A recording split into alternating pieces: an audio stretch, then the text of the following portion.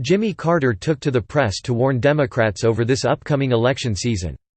He feared the party's current path would spell doom for the future. But given what's been going on among liberals, it seems they aren't listening. Let's be honest, Jimmy Carter wasn't America's most successful president. Not that many young voters will remember him. He's one of the few modern presidents to only serve one term, being beaten out by conservative powerhouse Ronald Reagan. Still, up until recently, he has been revered by liberals and respected by most Americans.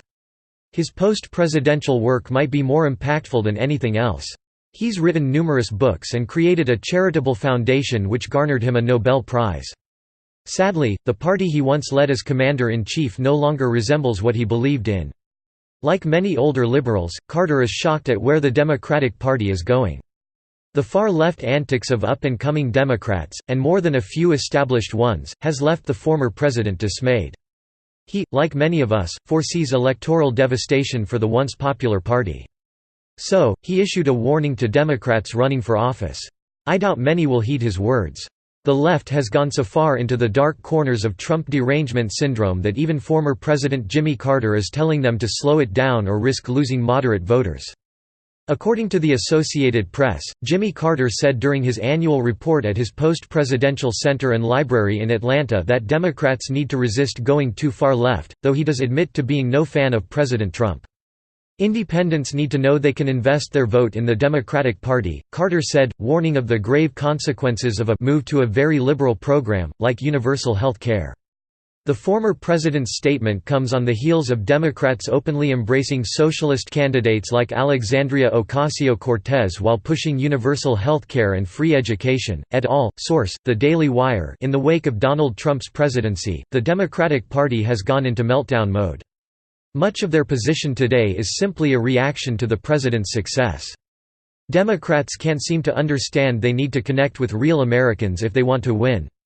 Instead, they have doubled down on the divisive, extreme, far-left policies that marred the Obama administration and left millions of Americans bitter. Democrats today prioritize identity politics over anything else. They'd rather nominate someone because of their race or gender, rather than their ability to help the country.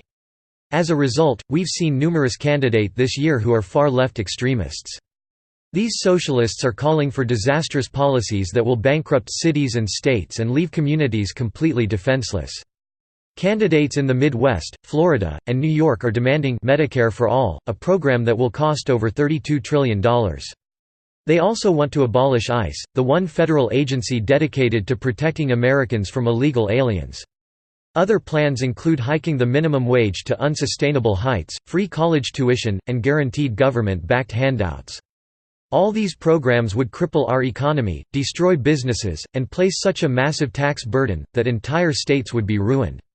No intelligent voter would back these things, especially independent ones. Carter is seeing the writing on the wall. The Democratic Party is self-destructing. They are pushing ideas and candidates that have little chance of winning a general election. The toxic hate and extremism seen in the left will alienate large portions of our country. But is the former president's warning too late? Will the Democratic Party see the light and try to connect with regular Americans? Considering that primaries are all but finalized and November is around the corner, it looks like the left has sealed its fate.